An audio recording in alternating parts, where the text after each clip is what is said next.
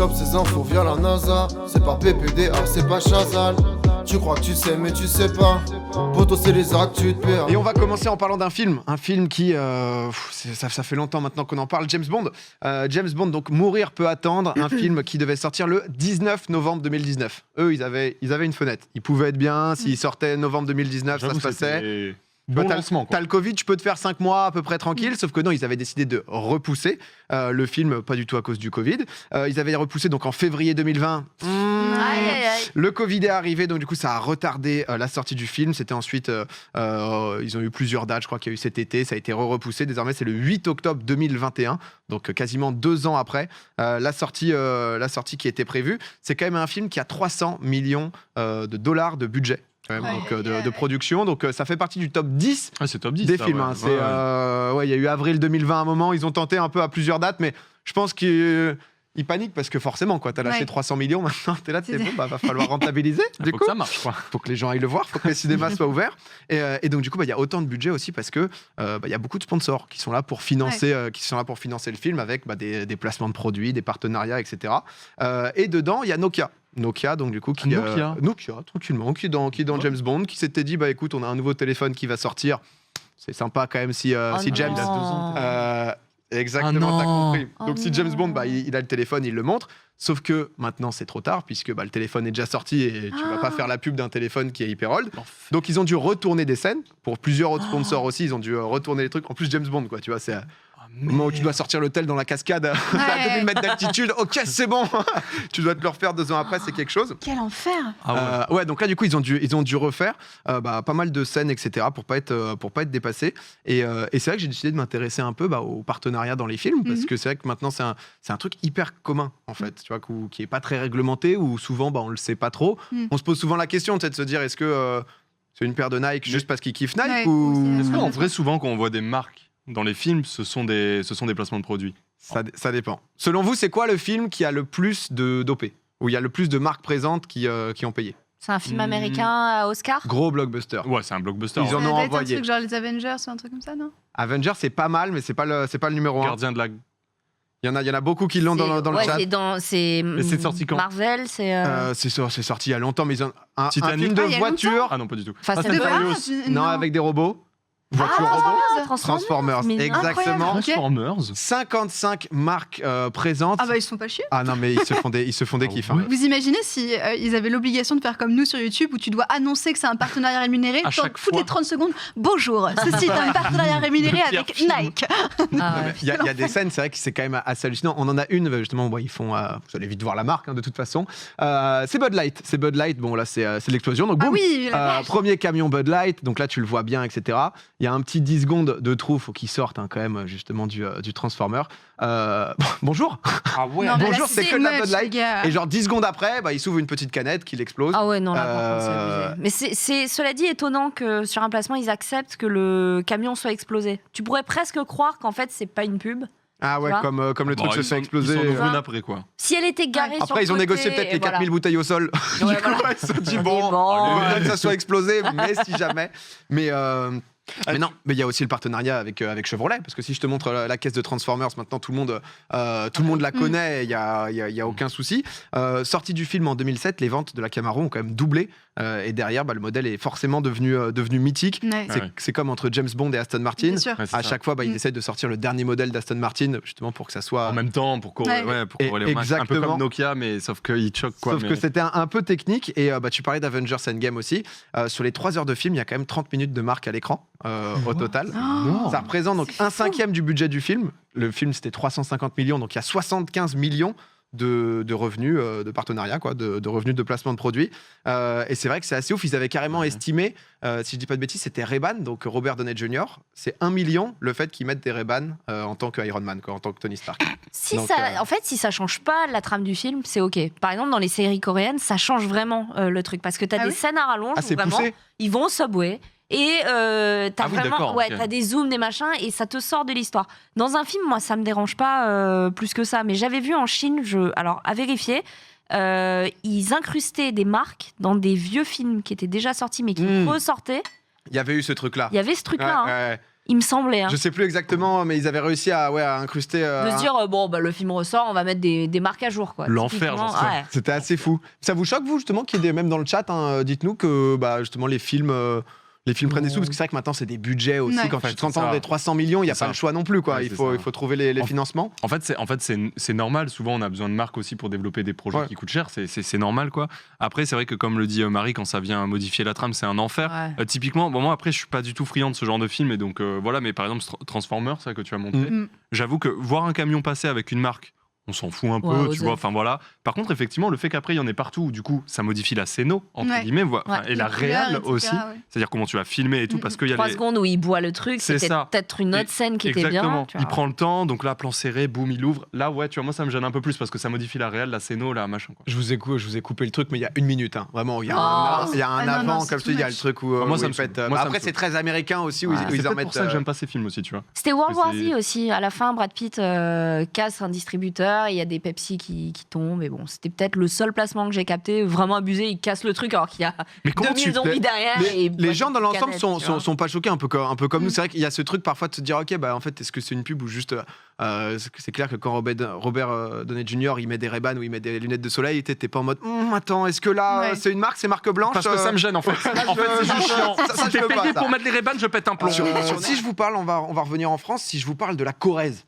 Bien Corrèze, sûr. si je vous parle de Tulle, plateau de Villevache, ça vous fait penser à quoi? C'est quoi le premier déclic dans votre tête? Il y a quoi qui vient? Sur la Corrèze? La Corrèze, ouais, ça vous fait penser à quoi? Hollande.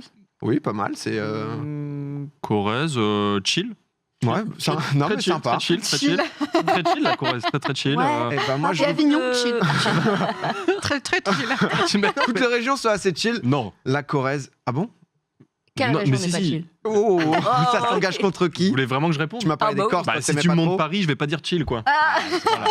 Non, mais oui, c'est vrai, quoi. C'est Facile de taper J'ai sur les l'impression Parisiens. que Paris, c'est un peu la seule ville de France où il y a une espèce de corps commun pour dire qu'on peut taper dessus. Par contre, si tu commences à sortir la Bretagne ou la Vendée, là, c'est terminé. Ah, bah, la Bretagne, c'est mort. La Bretagne, c'est mort. Tu redis ça d'ailleurs, c'est mort. Ouais. Je te dis direct. Théo, t'as déjà muté en fait. C'est bon, il a pris les devants, on a reçu des menaces, ça ne rigole pas.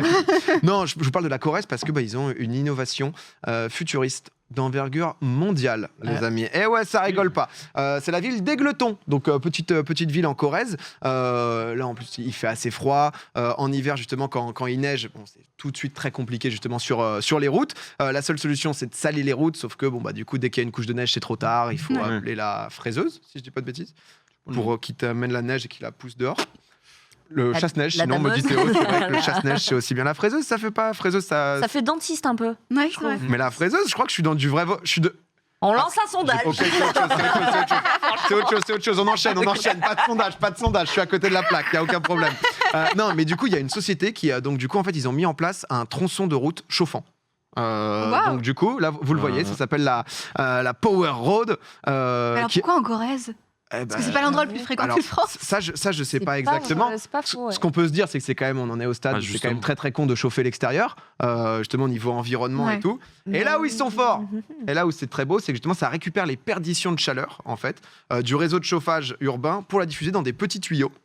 Qui sont, du coup, là, vous pouvez voir la pause, qui sont donc sous la chaussée, donc il y a zéro perte d'énergie. Ce qui est encore plus fou, c'est qu'en fait, en été, ça peut emmagasiner la chaleur, la stocker dans les puits de géothermie, et ensuite la réutiliser des mois plus tard. C'est une bonne idée. Donc, c'est une bonne... Mais pourquoi la Corrèze, tu disais, c'est bizarre, c'est pas là où il y a le plus de monde, c'est justement pour ça, je pense. Là où il y a le plus de neige, peut-être. Non, mais c'est surtout là où au moins il y a un peu moins de monde, et du coup, c'est peut-être plus tranquille de le tester. Ouais, ils bloquent pas la route la plus importante. Si tu vas tester le périph', c'est un peu chiant, quoi. Ouais, il y a dû avoir beaucoup d'accidents à cet endroit. C'est vraiment un test, parce qu'il faut quand même 3500 mètres de tube pour 120 mètres de route. Donc c'est vraiment un Et sur les endroits où ça craint justement que ça soit glissant ou autre, ça peut être hyper intéressant. Tu vois. C'est là où ça va être intéressant. Mais pour l'instant, c'est un test. La Corrèze est en avance sur le monde. Donc voilà, ça a intéressé d'autres pays. Parce que c'est vrai que ça peut vraiment, la neige, ça peut te bloquer intégralement. Quoi. C'est une entreprise privée française en Corrèze qui a décidé de faire ça. Quoi. Exact. Je sais pas s'ils sont vraiment de Corrèze. Oh là là, on me dit Monsieur Clément dans l'oreillette qui m'informe que du côté d'Égletons, ça a bougé. Est-ce qu'on a quelqu'un direct en Corrèze? Alors, Chavez qui me dit Égletons est l'une des villes spécialisées dans le BTP avec beaucoup d'écoles réputées dans ce domaine et c'est là-bas qu'a été développée cette route. Ok, super. Mais fin de transmission du côté de Clément, mais au moins on a l'info de pourquoi Égletons. Et c'est vrai qu'on n'aurait pas dormi de la même manière si on l'avait pas. Il faut quand même se le dire. En parlant de quelque chose d'assez big, c'est Stadia. Stadia Games, ça y est, qui a fermé. On en a beaucoup entendu parler. Stadia qui avait ouvert donc novembre 2019, service de cloud gaming, comme vous pouvez voir, de Google. Donc l'intérêt, c'était de pouvoir tout centraliser. En fait, pas besoin d'avoir plusieurs supports, pas besoin d'acheter un PC surpuissant. Grâce au cloud, tu pouvais tout avoir sur Stadia. Ils avaient lancé à côté donc un studio de jeux chargé de créer des jeux innovants pour apporter une petite plus-value par rapport aux autres consoles. Ça n'a pas marché. Ils l'ont fermé, donc ils ont fermé totalement la branche de l'entreprise, 150 développeurs donc du coup qui ont été licenciés. Et donc c'est vrai que c'est un peu. Est-ce que c'est un aveu de faiblesse ou pas S'ils ferment, c'est plus qu'un aveu de faiblesse. Là, alors, pardon, ils sont pas encore licenciés. Pardon, excusez-moi. C'est pas encore. On sait pas encore ce qu'ils vont devenir. C'était la chef qui était anciennement chez Ubisoft. Ah oui, d'accord. Si je dis pas de bêtises, qui elle est déjà pas partie, mais en tout cas, ils ont décidé de pas continuer ce projet. Et d'ailleurs, il y a aussi Amazon Games. Est-ce que vous pouvez me citer un jeu de Amazon Games? Il y en a un qui a fermé malheureusement. On est dans du gros buzz en ce moment. Oui, t'avais fait une OP dessus. New World. Alors New World, c'est le MMO qui est jamais sorti, qui est pour l'instant jamais sorti, qui est quand même toujours attendu, quand même malgré tout. De ouf. J'avais fait l'alpha moi de New World. Et qui était plutôt pas mal, non, pour un MMO. Qui était plutôt pas mal, ouais. Et c'est Crucible Games.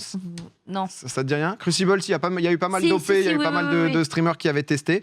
Du coup, ils l'avaient sorti. Finalement, ils l'ont repassé en bêta fermée parce que c'était un échec. Et je dis pas que ça va fermer Amazon Games, on n'en est pas là, mais ils mettent quand même un demi-milliard par an dans le studio de jeu. Et disons que c'est peut-être entre Stadia Games et là Amazon Games l'aveu de. On verra le shoot peut-être. Peut-être qui trouvera pas la tête sur ce hit. Mais pour Stadia, moi j'avoue que je ne suis pas étonné du tout. Mais genre pas du tout que Stadia ferme. Et je pense. Alors c'est pas Stadia tout court, c'est pas la plateforme Stadia, c'est Stadia Games, c'est leur branche développement. Branche gaming, bien sûr. Mais parce que moi, le cloud gaming, en vrai, je n'y ai jamais cru et je n'y crois toujours pas. Tu vois, moi, je crois au cloud computing évidemment. Genre Shadow pour des parcs informatiques ou quoi, ce genre de choses. Mais quelqu'un qui a pour passion le jeu vidéo, il va mettre l'argent pour avoir une console ou un PC. Tu vois, en général, quand tu as une passion, c'est là où tu vas mettre ton argent, souvent, tu vois. Et si vraiment tu es un joueur de jeux vidéo, tu vas acheter ta Play, tu vas acheter ta Xbox, tu vas acheter ton PC, tu vois. Et tu vas pas acheter Stadia. Et en plus de ça, quand tu es joueur de jeux vidéo, je suis désolé, mais le cloud gaming, en fait, c'est naze, quoi. Comparé à tout ce que tu as pu goûter, c'est nul. J'ai jamais essayé, donc je... en fait, en gros, c'est pas fini, pour ça, Stadia. Non, bien sûr. Je parlais de trucs de gaming dont tu parlais maintenant. Ok. Tu parlais de. Non, parce que eux, c'est juste, ils ont créé un studio de jeu. Ouais, je sais. Ils ont d'accord. Pardon. Mais pour en venir aussi, même sur sur la globalité du projet de Stadia, etc. Voilà, sur la globalité. Où en gros, moi, je pense que le cloud gaming, c'est trop tôt, tu vois. Je pense vraiment que c'est trop tôt, quoi. Après, ça dépend des usages. C'est clair que nous, on est très gamer. Charlie, toi, c'est quoi ta fréquence de zéro jeu? Comme tu disais, tu joues beaucoup, ouais? Alors, je joue pas. Je sais pas si on peut dire beaucoup, mais en tout cas, peut-être aller quasiment tous les soirs. Moi, je me pose après ma journée de boulot et je joue. Alors, je joue pas forcément aux trucs en tendance et tout. Genre là, par exemple, je me suis mise à The Forest, le 1. Pro. Donc, je sais pas pourquoi, mais je me suis prise avec une bande de 6 potes. Et alors, on joue pas du tout à The Forest dans l'objectif de faire l'histoire. Timmy, on s'en bat les couilles, il peut aller crever. En fait, on a l'objectif de faire la plus belle et la plus grande base jamais construite dans The Forest sans le mode créatif. D'accord. Donc on est giga chaud, on est dessus 10 heures par jour parfois. C'est ça jouer, ça régale. Ah non mais c'est fou et elle est magnifique notre base, c'est un chef-d'œuvre. On sent que tu l'aimes, ça fait plaisir. Franchement, on a fait une tour immense et puis on a une petite zone. On te met un PC, va nous montrer. On fait un fil rouge dans ce stream. On veut Charlie juste à côté. Ouais, du coup là c'est bon. Je suis en haut de la tour, c'est bon PA. Je vais pouvoir vous montrer. Récupérer 2 bouts de bois là. Je craft. Non, franchement, quand je l'aurai terminé, je vais peut-être le stream parce que j'en suis tellement fière de cette base. De fou. Mais par c'est tout pour moi, c'est tout pour ma base. mais par rapport à ce que tu dis, je suis d'accord, mais c'est vrai que ça pouvait être un point d'entrée pour des néophytes, des gens qui n'ont pas du tout l'habitude de jouer, justement, leur éviter d'acheter un mec qui n'a pas de tour ou qui hésite dans l'achat d'une console ou quoi. Ça pouvait être. Tu crois que. C'est une question, c'est un débat ouvert, mais tu crois que quelqu'un. Le côté papa, c'est un peu les quarantenaires, peut-être, je me dis. Qui cherchent pour leurs enfants. Tu crois qu'il va se dire vraiment, je vais acheter une nouvelle technologie où on ne sait pas trop si ça marche, puis on va voir. Mais ils auront lu 1 ou 2 articles qui disent que c'est génial. Il y a pas beaucoup d'articles qui disent en fait, c'est le côté all-in-one, tu vois, où tu as tout au même endroit. où si t'es un peu renseigné, tu vois que c'est Google, etc., tu peux te laisser tenter pour tester sans te dire. Je joue l'avocat du diable, j'en sais rien. Non, mais je sais mais pas, comme disait la même. Ponce, je trouve que ton argument il se tient en même temps parce que c'est le même principe que pour les soins pour la peau. Les mecs ils vont aller sur du 4 en 1, 36 en 1, genre le truc qui fait 72 heures le déodorant. Les personnes qui sont peut-être plus intéressées dans les trucs de soins, etc., elles vont pas avoir envie de dépenser leur argent pour un truc qui fait tout en un. Elles ont envie justement d'avoir le plaisir de posséder plusieurs trucs, etc., etc. Parce que t'as le côté passion. Tout à fait. Un joueur de jeux vidéo, il est bien content La d'avoir métaphore est incroyable. son truc. La métaphore est très stylée. Venez voir ma base sur The Forest. C'est que du sentimental là. C'est Des animaux. Je vais vous parler de Ton Blackie. petit chat. Je vais vous parler de Blackie. Blackie, c'est qui? C'est un petit chien. Un petit bah. chien. T'es Très sûr? mignon. Regardez comment il est mignon ce petit chien. T'es sûr. On est aux Philippines, île de Cebu. Île de Cebu, mon pote, je peux te dire qu'il y a du monde, mais il y a surtout le Blackie. Blackie, il était au bord d'une route, il n'a pas arrêté d'aboyer, il aboyait. Après un motard, parce qu'il a commencé à courir après le motard, etc. Le motard, il n'a pas compris, il s'est arrêté. Il a posé sa moto, il ne comprenait pas ce que le chien voulait. Le chien, en fait, il l'a mordu. Non, il l'a emmené vers son propriétaire qui était mort dans un ravin. C'est ça? C'est un truc comme ça? Il y a quelque chose. Oh non. Non, mais c'est beaucoup plus mignon. Parce que donc du coup le motard il s'est arrêté, étonné, etc. Le chien donc du coup l'a emmené, il l'a suivi et en fait il l'a amené dans une décharge où il y avait une sorte de petit couffin abandonné dans une serviette qui pleurait et en fait les gens pensent que le chien du coup était alerté par les bruits du bébé et qu'il est allé sur une route pour essayer de ramener quelqu'un. Et du coup un bébé humain? Ouais, un petit bébé humain que tu peux voir sur la photo qui du coup a pu être sauvé. Derrière ils l'ont ramené au poste de police le plus proche et donc aux Philippines. Je peux te dire que Blackie c'est devenu le boss. Hein. Ouais. Oui. Ouais, c'est. C'était quoi la question qu'il a abandonné? Non. Mais dans une décharge, quoi. Et ça fait. Oui, parce qu'au limite, au bord de la route, tu l'abandonnes, il n'y a pas de souci. Non, mais bon, c'est-à-dire qu'il y aura ok, plus de passages dans une décharge, c'est qu'a priori, tu veux pas qu'il soit retrouvé, quoi. Ah ouais. T'as déjà réfléchi un petit peu à tout ça? Il y aura plus de passages. C'est incroyable cette phrase. Voilà. Ouais, c'est des idées. Non, mais je comprends. Je regarde beaucoup New York Unité Spéciale et je peux te dire que quand on les abandonne au bord de la route, on les retrouve. Et quand ces enfants pleurent un petit peu trop, là, il y a quelque chose derrière. Non, mais j'ai trouvé ça mignon l'histoire de Blackie. On aurait dit l'histoire d'un film. Et en plus, ça me permet de rebondir avec la semaine dernière dans mes actus. Je vous parlais, l'Assemblée nationale devait se réunir pour pouvoir voter une loi sur la maltraitance animale. On revoit Blackie parce qu'il est quand même beau. C'est passé à l'Assemblée nationale. C'est une proposition de loi pour l'instant. Donc du coup, ça consistait en un alourdissement des peines pour les personnes accusées de maltraitance, fin des animaux sauvages dans les cirques, fin de la vente des chiens et chats dans les animaleries, fin des élevages des animaux pour leur fourrure, interdiction des manèges japonais. Et donc du coup, maintenant, ça doit être présenté devant le Sénat qui peut l'adopter définitivement. Ce serait top. Mais du coup, ça a déjà avancé. Donc honnêtement, ça fait plaisir et je voulais vous tenir informés et au courant de ça. Merci beaucoup PA de nous tenir informés au courant de ça. Eh ben écoute, mon cher Pompon, c'est un plaisir. Voilà, c'est un devoir. Je me permets.